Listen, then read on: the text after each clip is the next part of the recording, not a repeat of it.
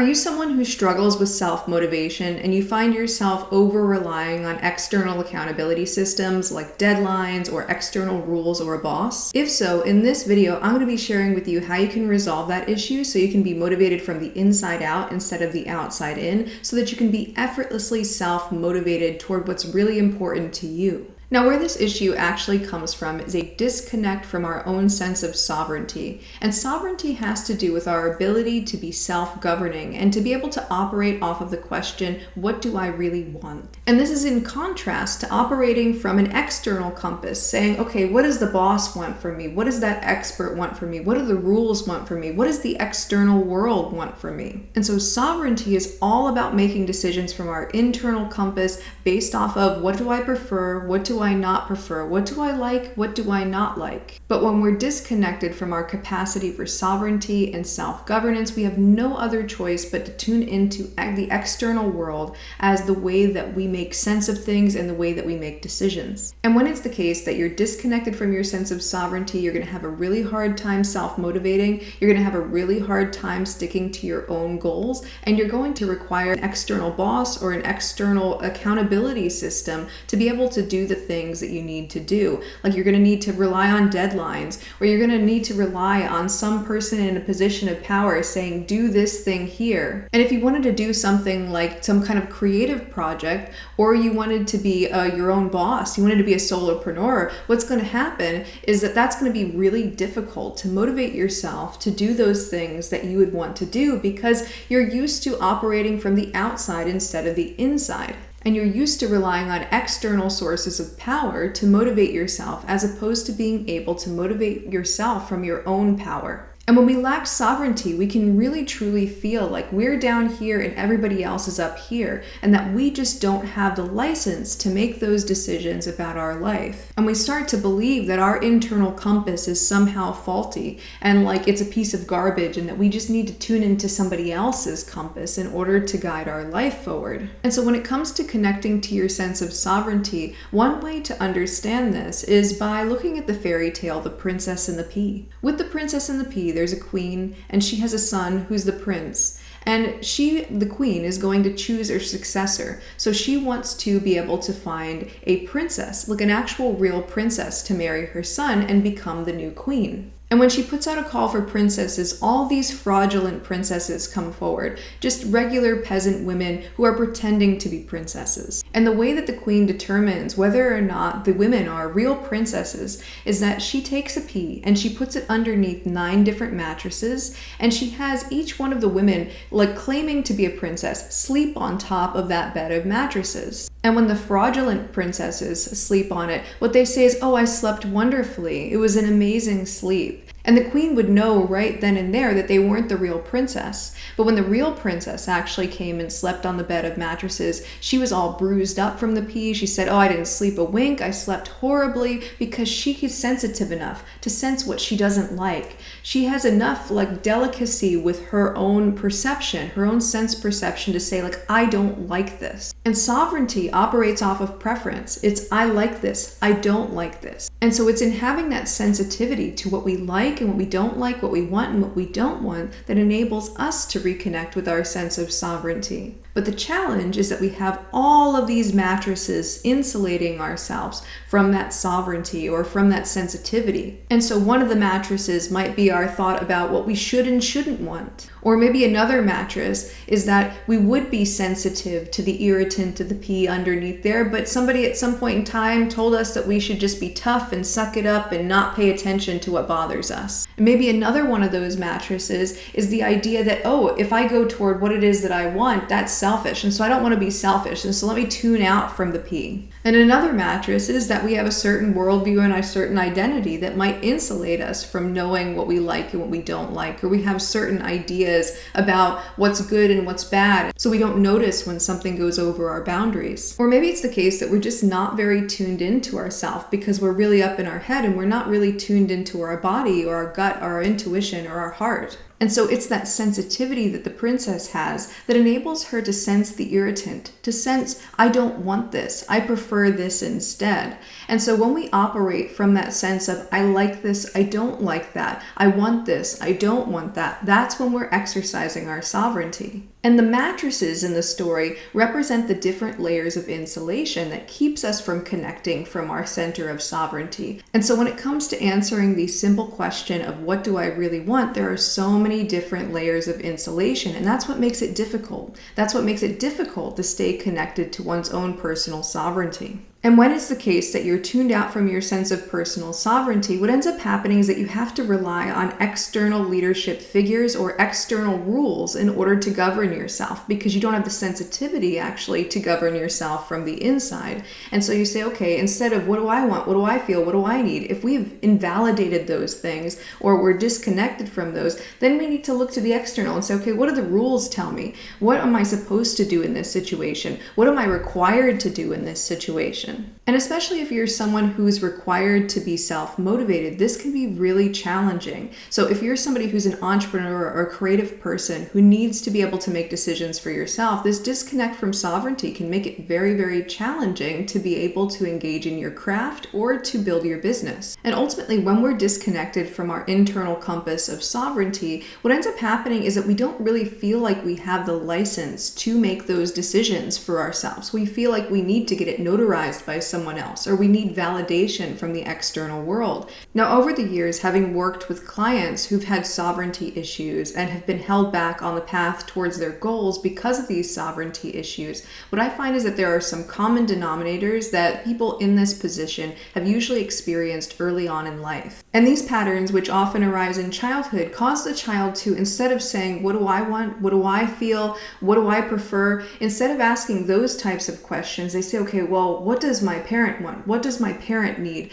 How can I walk the invisible obstacle course in my childhood home to make sure that everything turns out all right? And so what ends up happening is that when it doesn't feel safe for the child to stay connected to their own sense of sovereignty and their own internal compass, they will start tuning into the external compass and start navigating their life based off of the wants and needs of other people in their home. And this can happen because they have an authoritarian parent that expected a lot of things from them. And so in order for them to stay safe, they have to just listen to the authoritarian parent as opposed to tuning into their own compass. Or if they had an emotionally volatile parent and they had to tune into their parent's emotions to try to gain control and to try to regulate them in order to keep the parent from slipping into depression or to keep the parent from going into anger mode. That's a way that children stay safe in those types of environments.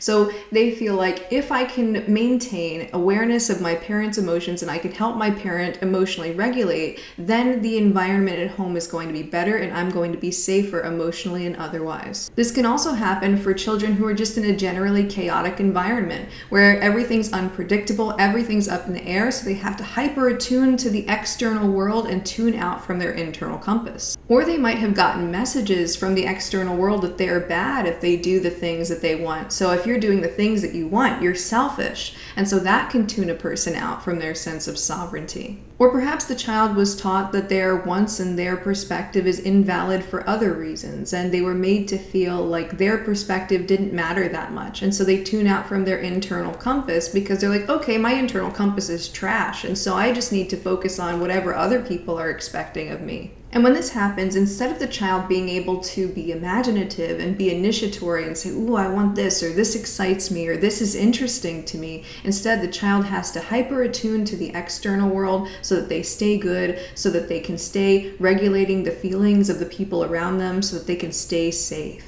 And all of these examples cause the child to tune out from their own internal compass, and they develop a basic MO of getting through life by tuning into the external world to the point where it might feel quite uncomfortable to be focused on what it is that they want to actually do. And they might even be making decisions based off of what I have to do and ending up way out of alignment with what it is that they truly want. And when you've lived your life unattuned to your sense of sovereignty, it can be very challenging to get back into connection with it, because once you start getting back into connection with with it, you start to ask yourself, oh, I've built all of these relationships around me and I built my career based off of a lack of sovereignty. And so now that I'm asking, do I really want these things? Maybe the answer to some of those questions is no, which means we would actually have to change things in order to bring things back into alignment with our sense of sovereignty. Now, in just a moment, I'm about to share with you 3 different practices that you can do to reconnect with your sense of sovereignty so that you can finally be self-motivated and not having to rely on an external boss or external deadlines to motivate yourself. But first, I wanted to share with you that if all of this is resonating with you so far and you want to learn more about how to overcome self-sabotage and procrastination and be more motivated from the inside, I highly recommend checking out my free webinar, 3 Shadow Work Secrets to Get Out of Your Own Way and Reach Your Full Potential Without Having to Fight Yourself, and the link is down below in the description box. Also, if you would like my assistance to help you discover and resolve the underlying root causes of your procrastination and your self-sabotage patterns,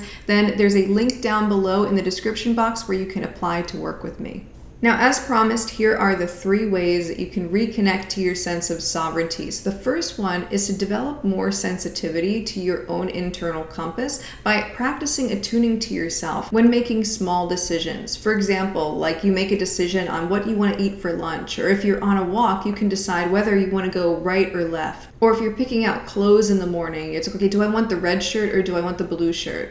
Now, when you're disconnected from your sovereignty, the default mode is to make decisions with your mind and to say, okay, what shirt should I pick out? What should I eat for lunch? Which direction should I go? Instead, you want the mind to take a little bit of a back seat and you want to really tune into your body. You want to listen to your gut about it. So with these small, low-stakes decisions, you can decide, okay, do I want this for lunch or do I want that for lunch? Or do I want to keep sitting here or do I want to get up? And underneath that decision that you would usually make with your mind or usually make based off of your previous habits and behaviors, you'll feel a pull in one direction or the other, and you can use that sense of that pull, that gut reaction, to make that decision. I actually have a really interesting story about this. So during one of my medicine journeys, the next day after the medicine journey, I was a lot more aware of my body and my emotions. I was a lot more aware of my gut reactions, and I was a lot more connected with my sense of sovereignty than I usually am. In that state, I was very much the princess sensing the pea that I would usually be too insulated from to actually pick up on. And so that next day after the journey, I was there sitting in the tent, and it was a big tent.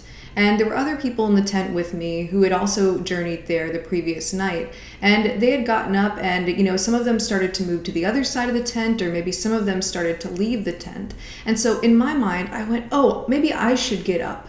And then I felt this very, very strong pullback, like, no, I don't want to get up. I'm not ready to get up yet. And it wasn't in words. It was just an intense feeling of like, no, I want to stay here. And this feeling hit me like a ton of bricks because it was so subtle, and yet I could pick up on it and I could realize that, oh, I'm usually not aware of this. And so often I'm just railroading over that internal sense of what it is that I really want. In that case, I was very aware that, no, I wanted to keep sitting on my mat for a while. And again, it was a low stakes decision, so it's not like in going over that boundary, there was some huge external consequence to it, but it was just really clear that on a daily basis, very frequently, because I was tuned out and not sensitive enough to those feelings, I was always going over my own boundaries. And as I was doing that, I was eroding the trust in my own capacity for self-governance. And because I was eroding the trust in my own self-governance, when it came time to actually do the things that I needed to do and I wanted to be self-motivated toward, that part of me would rebel because I'm used to not listening to it. I'm not tuned into it. So being able to tune into this very subtle gut knowing about which direction you really want to go in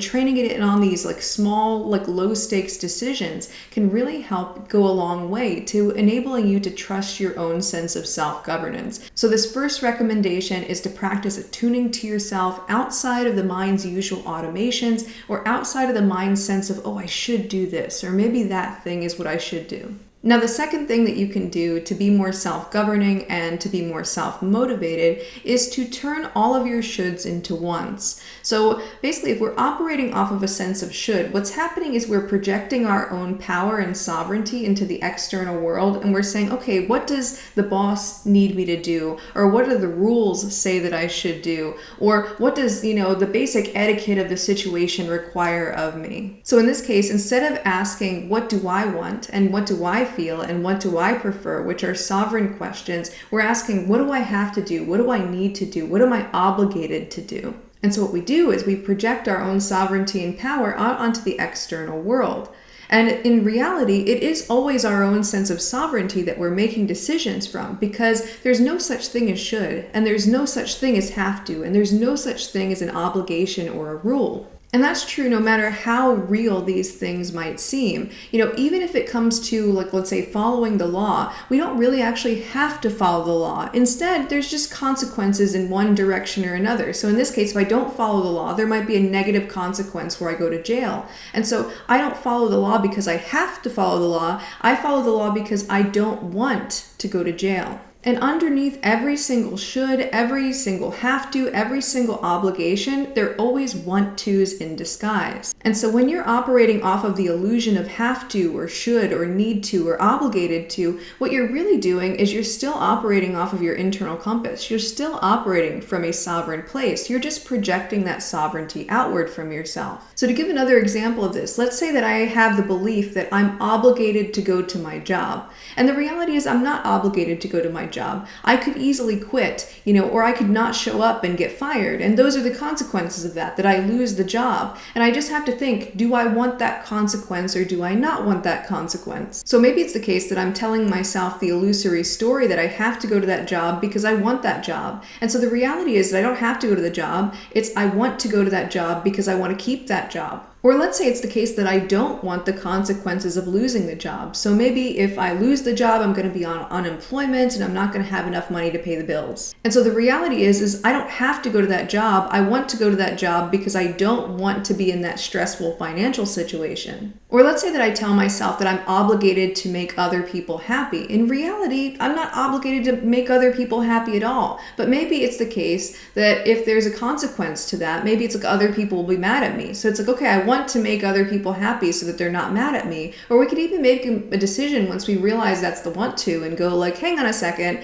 Okay, so what if people are mad at me? Maybe I'm willing for people to be mad at me in order for me to be able to do what it is that I want to do without feeling that illusory obligation that I'm responsible for their feelings. And so all of these decisions have been sovereign decisions all along. It's just that sovereignty has been placed outside of ourselves, projected outside of ourselves onto external authority figures, external people that we feel like we need to match up to the expectations of, or external rule systems of some kind. But every single should or have to is a want to in disguise. Now, the third thing that you can do to get back in touch with your sense of sovereignty is to state the objective facts about your subjective truth and to validate them. So your subjective truth is the reality of your subjective perspective. It's how you really experience things. So, for example, it's something like I experience things this way. I see this, I hear this, I smell this, I taste this, I feel this. These are the emotions that came up.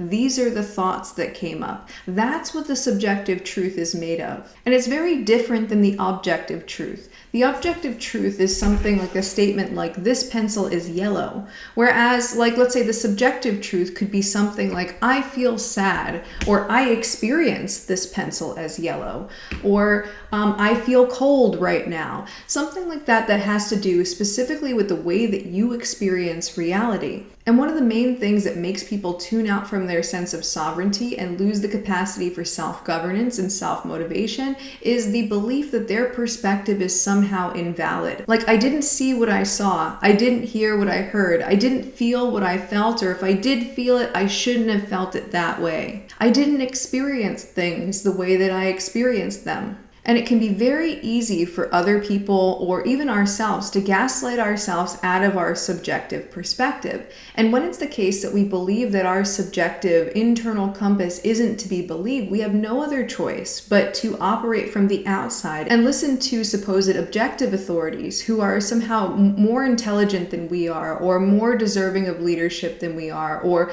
there's something about them that is somehow more valid or superior to us. And so I'm going to give you an example from my own life of a time where I had my sovereignty called into question, and I started to question, oh, am I really experiencing this? And so when I was about 7 years old, I had a pet tarantula called Itsy Bitsy. And my mom had this friend named Mary Lou, and Mary Lou would come over and she knew how to handle the tarantula really well. So she'd let the tarantula crawl all over her, and it was like she had a really good time with it. And I was terrified of spiders. It was one of the reasons why we actually got Itsy Bitsy, so that I could like get over my arachnophobia. And so the idea was that in order to get me over my arachnophobia is to have like a positive experience with this tarantula. And I did. I really loved Itsy Bitsy. And so Mary Lou had gotten her out of the cage, and they were going to just have Itsy Bitsy crawl over my hand. And I was game for the experience. I was pretty excited about it, but I was also really, really scared. And so I had my hand out, and then Itsy Bitsy just basically ran across my hand really fast. And then afterward, my hand started to itch like crazy. And so I was telling my mom, I was like, oh, my hand is so itchy. My hand itches so much. And my mom was like, no, that's just in your imagination. It's like, it's just because you're scared of the spider, and it's like your hand doesn't really itch. It's just like a psychosomatic thing. And I was like, okay. And then I'm like itching my hand like crazy. And I'm like, okay, maybe I am just imagining this. And then maybe a month later, they tried the same thing again, and Itsy Bitsy crawled across my hand. And again, my hand started itching. And I was like, oh, my hand itches so bad. My mom's like, oh, see, that's just you're just afraid. And like, that's like all that is. And I was like, I don't know, it really feels itchy, but if you say so, you're the adult, you know better. And in my mind as a kid, I'm like, okay, my mom's really, really certain about this, and she's an adult, so she probably knows better than me. And so maybe I am just imagining that I'm itchy. Maybe those sensations aren't real. And then a little while later, Mary Lou, who also was the leader of like a Boy Scout troop, and she was like one of the people who would come, and then she would take them out into the woods and they'd go camping and stuff like that. She wanted to actually bring Itsy Bitsy out into the woods so that the boys could experience the spider. And when she was showing the spider to all the boys, so many of the kids got really itchy hands and started to break out in hives. And at that point, my mom realized that I really was itchy. You see, when spiders, when they get scared, when they feel threatened, when they're around somebody who is scared of them, they actually put out these little darts that are very, very itchy. And so it's something that tarantulas just do. And it's a great example of how easy it is for us to tune out from our own sense of sovereignty and to tune into the perspective of somebody who apparently has more objective knowledge than us. In my case, it's like, okay, of course, my parents an adult, they know more than me. And so yeah, if I feel itchy and they tell me I shouldn't feel itchy, then it must be invalid or false that I'm feeling itchy. And so this is how people, especially people in positions of power, can unintentionally or intentionally gaslight us out of our own sense of sovereignty and cause us to call into question our own internal compass. Like, oh, my internal compass must be faulty in some way because I feel itchy when I shouldn't feel itchy. Or I feel sad when I shouldn't feel sad. Or I feel angry when I shouldn't feel angry. Or I experience things this way when this person is telling me, this person with more power than me or who has a superior perspective to me is telling me that I shouldn't have experienced it that way. And when someone is challenging you, or you're even challenging yourself and saying like, oh, maybe I didn't see things the right way, or maybe I didn't hear things the right way, or I didn't feel things the right way, or maybe my perspective is just invalid, it can be very difficult to be able to make those internal decisions. And we can get so used to making decisions from the outside. And we can counteract this by validating the objective facts about our subjective truth. And so what that looks like is this. It's I feel itchy. And even if somebody is saying, oh, you shouldn't feel itchy, you should feel this other way, or that's just your imagination, you need to be able to validate and say, no, I feel itchy. Or if I say, I experience this pencil as yellow, and somebody else comes up and says, no, it's purple. Like, what are you, crazy? Why are you seeing that as yellow? And you can say like, okay, I experience this pencil as yellow. You might be experiencing it as purple, but I experience it as yellow. Or if you're feeling sad and someone comes up and says, oh, well, there are people out there that have it worse than you, so you shouldn't feel sad. And you have to say, well, I feel sad. It might be objectively true that there are people out there that have it worse than me, but I still feel sad. And when you're able to do that, you're able to get more connected with your sense of sovereignty so that you can motivate yourself from the inside instead of the outside. And a big part of that is coming to sensitize yourself to yourself, turn your shoulds into wants, and then to be able to trust that your perspective, your internal compass isn't broken, isn't faulty, and is a valid source of wisdom to be able to navigate your life off of, even if it's limited. And all of our internal compasses are limited. But even with our limitations, all we have is our internal compass, and it's very important that we trust that internal compass. It's important to trust our gut and our instincts. And if you want to learn more about how to develop more self-trust, I highly recommend checking out this video right here.